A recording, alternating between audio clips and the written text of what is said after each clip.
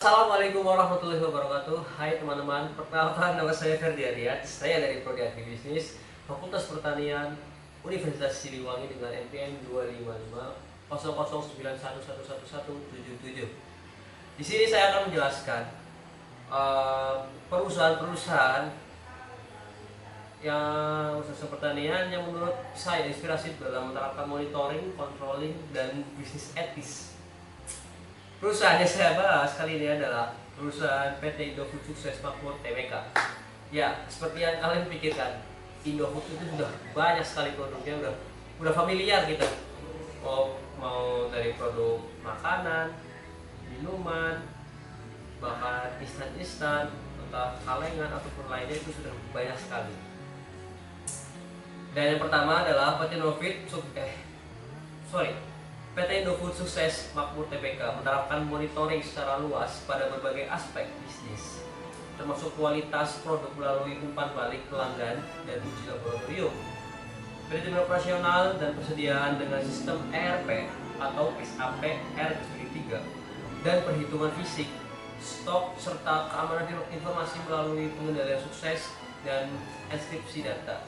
Selain itu, Indofood juga melakukan monitoring pada program keberlanjutan seperti program Indofood Waste Infits atau IWI yang melibatkan evaluasi aktivitas pemilihan sampah oleh warung makan Indo atau Warindo. Warindo yang sering buat nongkrong itu. Ya. PT Indofood juga menerapkan controlling melalui sistem pengendalian manajemen SPM yang mencakup perencanaan strategis dan operasional menggunakan teknologi informasi seperti ERP, SARP atau R3 yang tadi saya jelaskan, pemantauan kinerja secara real time dan penerapan sistem audit serta evaluasi kinerja untuk meningkatkan efisiensi, memastikan kualitas produk, meminimalisir risiko kecurangan, dan menjaga daya saing perusahaan di pasar global. Saya akan menjelaskan perencanaan strategis dan operasionalnya. Yang satu adalah visi yang jelas. PT Indofood itu memiliki visi yang sangat jelas, yaitu perusahaan menetapkan visi menjadi pemimpin pasar makanan dan minuman yang memiliki fokus pada peningkatan kualitas produk dan pelayanan kepada pelanggan.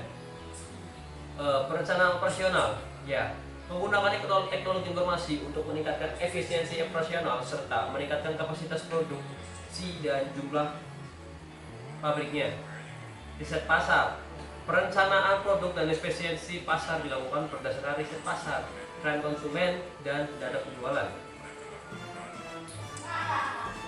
Dari sini saya akan menjelaskan apa yang membuat sukses makmur dengan menerapkan etika bisnis melalui kepatuhan terhadap hukum.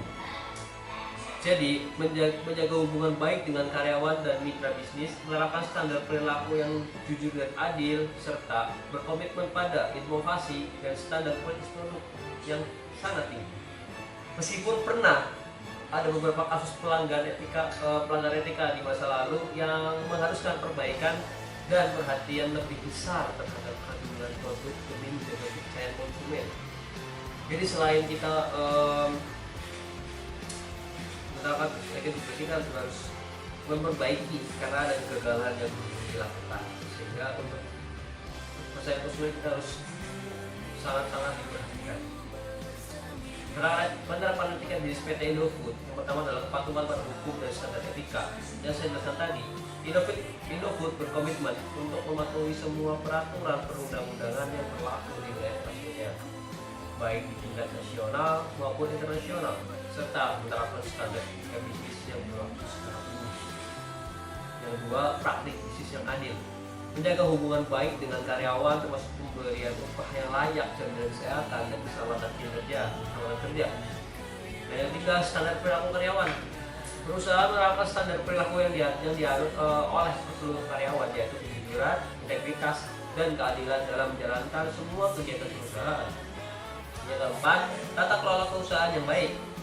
Indofood menjalankan usahanya sesuai dengan prinsip tata kelola perusahaan yang baik dan bertaraf internasional yang juga mencakup standar etika.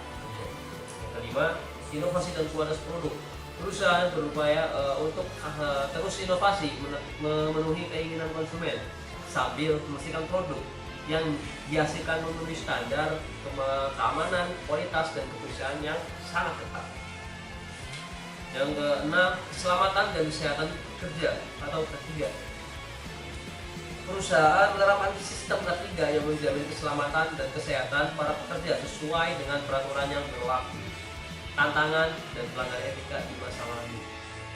Kasus etilen oksida di Taiwan dan respon terhadap pelanggaran.